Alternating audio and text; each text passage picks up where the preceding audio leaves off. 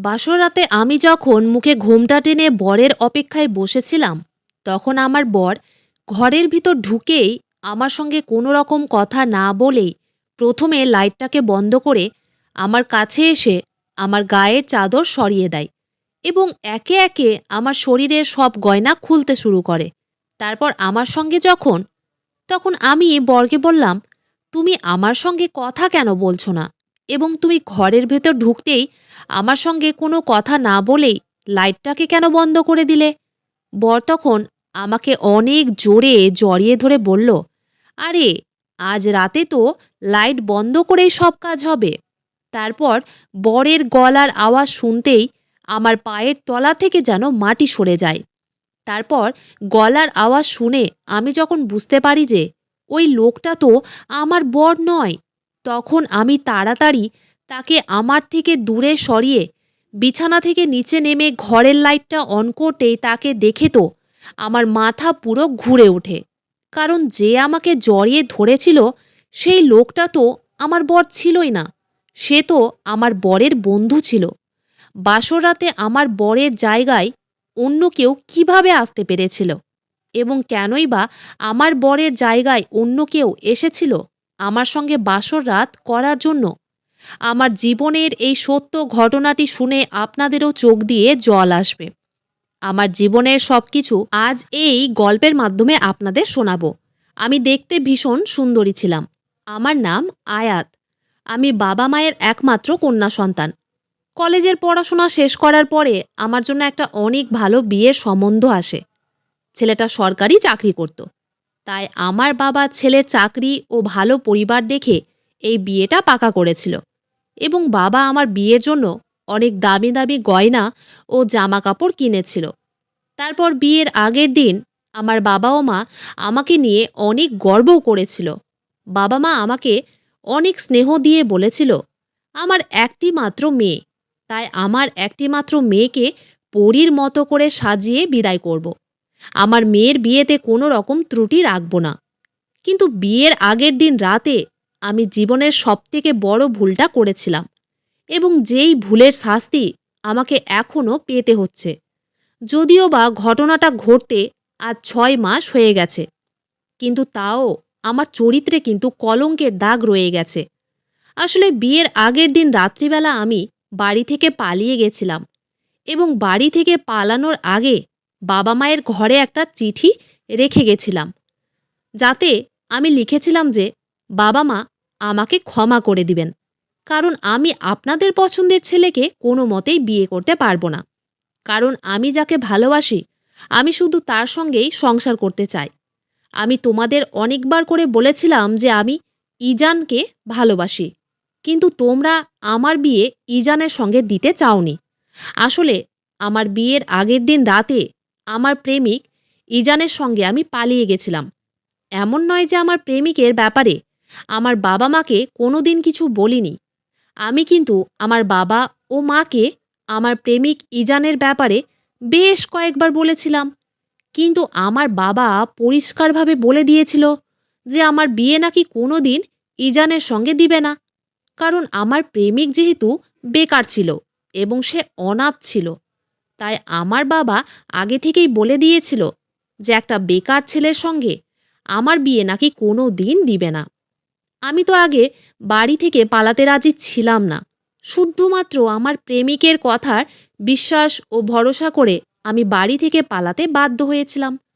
তারপর সেদিন রাত্রিবেলা আমার বাবা মায়ের শুয়ে যাওয়ার পরে সমস্ত আত্মীয় স্বজনের চোখের আড়ালে যখন আমার বিয়ের সমস্ত সোনার গয়না ও কিছু টাকা পয়সা নিয়ে চুপচাপ আমি বাড়ি থেকে বেরিয়ে আমার প্রেমিকের কথা অনুযায়ী স্টেশনে গিয়ে হাজির হয়েছিলাম, তখন সেখানে গিয়ে দেখলাম যে আমার প্রেমিক তো সেখানে আগে থেকেই উপস্থিত ছিল এবং ওই সময় আমি তার হাত ধরে অনেক বেশি ঘাবড়ে গিয়ে বললাম, ইজান, আমার কিন্তু ভীষণ ভয় লাগছে। আমরা এইভাবে বাড়ি থেকে পালিয়ে ঠিক করছি তো? তখন ইজান আমাকে অনেক ভালোবেসে জড়িয়ে ধরে বলেছিল, আমি তোমাকে অনেক ভালোবাসি এবং আমরা তো কোনো অপরাধ করছি না। আমরা দুজন একে অপরকে অনেক ভালোবাসি এবং বিয়ে করতে চাই। এতে এত বেশি ভয় পাওয়ার কি আছে?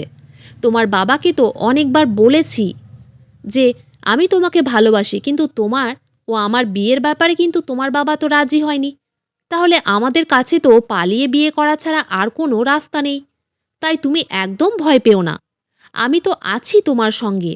বিয়ে করার পরে আমরা দুজনে সুখে সংসার করব, এবং একবার বিয়ে হয়ে গেলে তো তোমার বাবা আর আমাদের কিছুই করতে পারবে না। তখন দেখবে তোমার বাবা বাধ্য হয়ে আমাদেরকে গ্রহণ করে নেবে। এই কথা বলে আমার প্রেমিক আমাকে তার গ্রামের বাড়িতে নিয়ে গেছিল। ওদিকে আমার বাবার বাড়িতে কত কুটুম ও আত্মীয় স্বজনেরা আমার বিয়ের জন্য গান বাজনায় ব্যস্ত ছিল। আর এদিকে আমি চুপচাপ সবার চোখে ধুলো দিয়ে ও আমার বাবা মায়ের মান সম্মান সব কিছু শেষ করে দিয়ে বাড়ি থেকে পালিয়ে চলে এসেছিলাম। কিন্তু আমি কোনোদিন স্বপ্নেও ভাবতে পারিনি যে সেদিন বাড়ি থেকে পালিয়ে এসে আমি জীবনে কত বড় ভুল কাজ করেছিলাম। তারপর পালিয়ে আসার পরে আমার প্রেমিক আমাকে তার গ্রামের বাড়িতে নিয়ে গেছিল, এবং তার বাড়িটা কিন্তু খুব ছোট্ট ছিল, এবং তার বাড়ির পাশে যে ভাবি ছিল সেই ভাবিকে সাক্ষী রেখে আমরা দুজনে মৌলানা সাহেবের সামনে একে অপরকে কবুল করেছিলাম।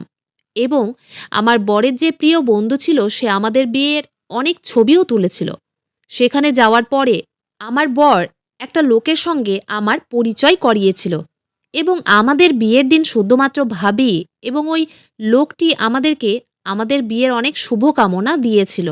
এবং আমার বর ওই লোকটিকে জড়িয়ে ধরে বলেছিল, আয়াত, ইনি হচ্ছেন আমার সব কিছু, আমার বস। আজ আমি শুধু এনার জন্যই বেঁচে আছি। উনি না থাকলে নাকি আমার বর না খেয়েই মরে যেত। ওই লোকটা নাকি আমার বরকে আর্থিক দিক দিয়ে অনেকবার সাহায্য করেছে। ওই লোকটির নাম শহীদুল। এবং আমার বরের বাড়ির পাশে যে ভাবিটা থাকতো সেই ভাবিটা কিন্তু ভীষণ ভালো মানুষ ছিল। আমাদের বিয়েটা হয়ে যাওয়ার পরে ভাবি আমাকে বলেছিল, আয়াত, তোমার যদি কোনো কিছুর অসুবিধে হয় তাহলে তুমি আমার বাড়িতে চলে আসবে। তারপর ভাবিও তখন নিজের বাড়ি চলে গেছিল, এবং আমার বরের বসও, আমার বরের বন্ধু তারাও কিন্তু নিজেদের বাড়ি চলে গেছিল। তারপর রাতের বেলায় আমি যখন ঘরের ভিতরে মুখে ঘোমটা দিয়ে আমার বরের অপেক্ষায় বসেছিলাম, তখন আমি একদিকে এটা ভেবে খুশি ছিলাম যে আমার বিয়ে আমার প্রেমিকের সঙ্গে হয়ে গেছে, কিন্তু অন্যদিকে এটা ভেবে দুঃখিত ছিলাম যে আমি আমার বাবা ও মাকে ঠকিয়েছি। কারণ সেদিন যেহেতু আমার বিয়ের দিন ছিল, তাই ততক্ষণে সবাই হয়তো জানতে পেরে গেছিল যে আমি বাড়ি থেকে পালিয়ে গেছি, এবং আমার বাবা মায়ের মান সম্মান ও নাক কাটা যাবে। তারপর অনেক চেষ্টার পরে যখন ওই কথাগুলোকে দূরে সরিয়ে রেখে বরের কথা ভাবছিলাম, ঠিক তখনই আমার ঘরের ভিতরে কেউ একজন প্রবেশ করলো। তখন আমি ভেবেই নিয়েছিলাম নিশ্চয়ই ঘরের ভেতরে আমার বর প্রবেশ করেছে। তখন রাত্রি ৮টা বাজছিল। তারপর ঘরে ঢোকা মাত্রই প্রথমে আমার বর লাইটটাকে বন্ধ করে দিয়েছিল, এবং আমি যেহেতু মুখের মধ্যে ঘোমটা দিয়েছিলাম তাই বরের মুখটা দেখতেই পাইনি। তারপর আমার বর যখন আমার কাছে এসে আমার মুখের ঘোমটা সরিয়ে আমার গয়নাগুলো খুলতে শুরু করে, তখন আমি খুব খুশি হয়ে বরকে বলেছিলাম, তুমি ঘরে ঢোকা মাত্রই লাইটটা কেন বন্ধ করে দিলে? আমার সঙ্গে দুটো কথা বলবে না? তখনও সে কিন্তু চুপচাপ ছিল, এবং আমি একাই ভূতের মতো বকে যাচ্ছিলাম, কিন্তু সে একটাও কথা বলেনি। তারপর বর যখন আমার গায়ের কাপড়টা সরাতে শুরু করে, তারপর আমি একটুখানি রেগে বরকে বললাম, তখন থেকেই তো আমি ভূতের মতো একাই বকে যাচ্ছি, আর তুমি চুপচাপ আছো। তুমি আমার সঙ্গে কথা বলছো না কেন? তারপর আমার বর আমাকে জড়িয়ে ধরে আমার কানের কাছে এসে আস্তে করে বলল, কথা বলে আর কি হবে? এখন যেটা কাজ করার আছে চলো আগে সেটা করি। বরের গলার শব্দ পেয়ে আমার বুকের ভেতরটা কেঁপে উঠেছিল, কারণ আমি আমার বরের গলার আওয়াজ খুব ভালোভাবেই জানতাম। তাই আমি ওই লোকটার গলার আওয়াজ পেয়ে অনুমান লাগাতে পেরেছিলাম যে সে আমার বর ছিল না, সে অন্য কেউ ছিল। তারপর আমি যখন অনেক বেশি ভয় পেয়ে ঘাবড়ে গিয়ে লোকটাকে নিজের থেকে দূরে সরিয়ে দিয়ে তাড়াতাড়ি বিছানা থেকে নেমে ঘরের লাইটটা অন করি, তখন লোকটাকে দেখতেই আমার পায়ের তলা থেকে যেন মাটি সরে যায়। কারণ সে তো আমার বর ছিল না, সে তো আমার বরের বস ছিল, যাকে আমার বর নিজের সব কিছু মনে করত। আমি তখন লোকটিকে দেখার পরে অনেক রেগে বললাম, "আপনি এখানে কি করছেন? আর আপনি আমার বরের কেন শেরওয়ানি পরে আছেন? আমার বর কোথায় আছে?" এই কথা বলে আমি যখন তাড়াতাড়ি দরজা খুলে বাইরে বেরিয়েছিলাম, তখন ওই লোকটিও কিন্তু আমার পেছনে ছুটতে শুরু করেছিল। তারপর আমি যখন ভয় পেয়ে ঘর থেকে বেরিয়ে এলাম, তখন দেখি যে আমার বর তো তার ছোটবেলাকার বন্ধুর সঙ্গে বসে আড্ডা দিচ্ছিল ও মদ্যপান করছিল।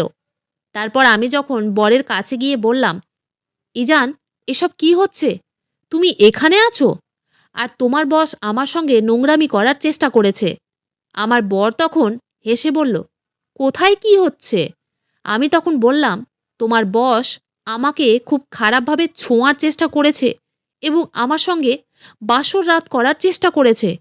তারপর আমার বর যা বলল সেটা শুনে যেন আমার মাথায় বাজ ভেঙে পড়ল। কারণ বর তখন অনেক জোরে জোরে হেসে আমার মুখে হাত বুলিয়ে বলল, "দেখো আমার জান, আমি তোমাকে বিয়ে করেছি শুধুমাত্র তোমার মাধ্যমে টাকা ইনকাম করার জন্য।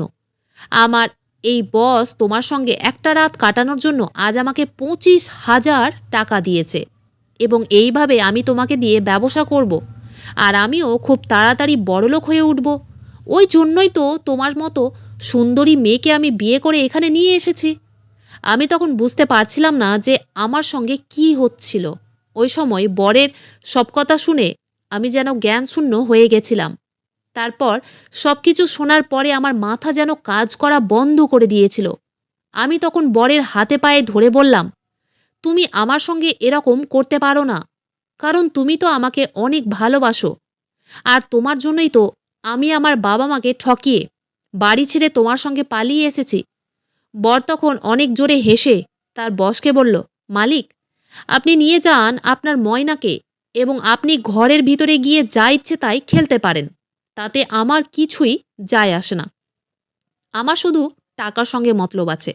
তারপর বরের কথা শোনার পরে আমি যখন সেখান থেকে পালানোর চেষ্টা করি, তখন আমার বরের বস জোর জবরদস্তি আমার হাত ধরে আমাকে ঘরের ভেতরে নিয়ে যাচ্ছিল। ওই সময় আমি চালাকি করে ওই লোকটার হাতে কামড় দিয়ে কোনো রকমভাবে ওই ঘর থেকে বাইরে বেরিয়ে একটা চায়ের দোকানে এসে পৌঁছেছিলাম। ওই চায়ের দোকানে আসার পরে ওই চাওয়ালা কাকুকে অনেক অনুরোধ করে বলেছিলাম সে যাতে আমাকে একটু নিজের ফোন দেয়, আমার বাড়িতে আমাকে ফোন করার জন্য। তারপর ওই কাকুটা আমার কান্না দেখে আমাকে নিজের ফোন দিয়েছিল। তারপর আমি যখন ফোনটা পেয়ে আমার বাবাকে ফোন করেছিলাম, তখন আমার বাবা ফোনটা ধরা মাত্রই আমার কান্নার আওয়াজ শুনে আমাকে অনেক রেগে বলে দিয়েছিল যে, "তোর সঙ্গে আমাদের আর কোনো সম্পর্ক নেই। আমাদের মান-সম্মান সবকিছু নষ্ট করে আজ আমাকে ফোন করে সাহায্য চাইছিস? আমাদের কাছে তুই মরে গেছিস। আমাদের কোনো সন্তান নেই। আমরা নিঃসন্তান। তাই খবরদার আমাকে ও তোর মাকে আর কোনোদিন ফোন করে বিরক্ত করবি না।" এই কথা বলে আমার বাবা নিজের সুইচ অফ করে দিয়েছিল। তারপর আমি যখন বুঝতে পারছিলাম না যে এবার আমি কি করব, তখন আমি তাড়াতাড়ি সেখান থেকে পালিয়ে ওই পাশের বাড়ির ভাবির কাছে গেছিলাম এবং ভাবির বাড়িতে যাওয়া মাত্রই আমার পেছনে কিন্তু আমার বরও এসে হাজির হয়েছিল। তারপর আমার বর যখন আমার হাত ধরে আমাকে জোর করে নিজের ঘরে নিয়ে যাওয়ার নাটক করছিল, তখন আমি ভাবিকে সব কিছু সত্যি কথা বলেছিলাম যে আমার বর আমার সঙ্গে কীরকম ব্যবহার করেছে। এবং সব কিছু শোনার পরে ভাবি আমার বরকে বলেছিল, "ইজান, তুমি এখান থেকে চলে যাও, নইলে আমি কিন্তু পুলিশকে ডাকতে বাধ্য হব।" তারপর আমার বর পুলিশের নাম শুনে সেখান থেকে চলে গেছিল এবং যাওয়ার আগে আমাকে বলেছিল, "জান, তুমি কতদিন এখানে লুকিয়ে থাকবে? তোমাকে তো আমার কাছে আবার ফিরে আসতে হবে, কারণ আমি তো তোমার বর।" তারপর সেদিন আমি ভাবির বাড়িতেই ছিলাম এবং ভাবির বাড়িতে ২ দিন থাকার পরে আমি আবার বাড়িতে ফোন করেছিলাম। কিন্তু আমার বাবা আমাকে আর গ্রহণ করতে রাজি ছিল না। ওদিকে ভাবির বাড়িতে ৬-৭ দিন থাকার পরে সেদিন রাত্রিবেলা কিন্তু ভাবির বরও যখন আমার উপরে খারাপ নজর দিয়েছিল, তখন আমি কিন্তু তাড়াতাড়ি চিৎকার করে ভাবিকে সব কিছু বলেছিলাম। যে তার বর কিভাবে আমার সঙ্গে নোংরামি করার চেষ্টা করেছে। তারপর সেদিন ভাবি আমাকে জোর জবরদস্তি বাসে করে আমার বাড়িতে নিয়ে এসেছিল এবং আমার বাবাকে হাত জোড় করে বলেছিল, "কাকু, দয়া করে আপনি আপনার মেয়েকে ক্ষমা করে দিন। কারণ সে আবেগের বশে অনেক বড় ভুল করেছে। কিন্তু ওকে যদি এইভাবে একা ছেড়ে দিবেন তাহলে পুরো সমাজটা কিন্তু ওকে ছিঁড়ে খাবে।" কিন্তু আমার বাবা আমার মুখ দেখা মাত্রই আমার গালে একটা থাপ্পড় মেরেছিল ও বলেছিল, "এই মেয়েকে আমি কোনোদিন গ্রহণ করব না। এই মেয়েটার জন্য আমার মান, সম্মান সবকিছু শেষ হয়ে গেছে। আমি বাইরে মুখ দেখানোর যোগ্যও থাকিনি। আমাকে কত লোকের কত রকম বাজে কথা শুনতে হয়।" আমি তখন কেঁদে কেটে আমার নিজের ভুল বুঝতে পেরে আমার বাবার পা ধরে ক্ষমা চেয়েছিলাম। ওদিকে আমার মাও আমার কষ্ট দেখে একাই কেঁদেই যাচ্ছিল। তারপর আমার বাবা যখন আমাকে আবার বাড়ি থেকে ধাক্কা মেরে বের করেছিল, ওই সময় ভাবি আমার বাবার সামনে হাত জোড় করে বলেছিল, "কাকু, আপনি কি আপনার জীবনে কোনো ভুল করেননি? ঠিক সেই রকম আপনার মেয়েও হয়তো আবেগের বশে অনেক বড় ভুল করে ফেলেছে। কিন্তু আপনার মেয়েকে অন্ততপক্ষে একটা সুযোগ তো দিন, ওর ভুলটাকে শোধরানোর। ও যে নিজের ভুল বুঝতে পেরে আপনার কাছে ক্ষমা চাইছে, এটাই তো অনেক বড় কথা। মানুষ মাত্রই ভুল হয়ে থাকে। তাই একটা সুযোগ আপনার মেয়েকে দিন। নইলে এই মেয়েটার কোনো গতি থাকবে না। এই নোংরা সমাজের নোংরা লোকেরা আপনার মেয়েকে সবাই লুটে-পুটে খাবে। তাহলে কি আপনার ভালো লাগবে? দয়া করে আপনার মেয়েকে একটা সুযোগ দিন।" ভাবির কথা শুনে আমার বাবার চোখ দিয়েও জল পড়তে শুরু হয়েছিল। তারপর আমি যখন আমার বাবাকে আর থাকতে না পেরে জড়িয়ে ধরেছিলাম, তখন বাবাও আমাকে জড়িয়ে ধরেছিল এবং আমাকে ক্ষমা করেছিল। তারপরে আমি ও আমার বাবা মিলে আমার প্রেমিককে জেলে ভরেছিলাম। কারণ সে আমার সঙ্গে ভালোবাসার নাটক করে আমাকে বিয়ে করে আমাকে দিয়ে ব্যবসা করানোর চেষ্টা করেছিল। এখন ওই শয়তান কিন্তু জেলে আছে এবং আমি আমার বাবা-মায়ের সঙ্গেই আছি। আমি জানি আমি যত বড় ভুল কাজ করেছি, এই ভুলটা শোধরাতে হয়তো আমার পুরো জীবনটাই শেষ হয়ে যাবে। তাই দয়া করে আবেগের বশে তোমরাও একটা অচেনা অজানা ছেলের সঙ্গে কখনোই নিজের বাড়ি ছেড়ে বাবা-মাকে ঠকিয়ে পালিয়ে যেও না। নইলে কিন্তু আমার মতোই দুর্গতি হবে। বন্ধুরা, আজকের গল্পটি এখানেই শেষ করছি। গল্পতে কোনো ভুল ত্রুটি থাকলে ক্ষমা করে দিবেন। গল্পটি ভালো লাগলে অবশ্যই লাইক, শেয়ার, সাবস্ক্রাইব করতে ভুলবেন না। ধন্যবাদ।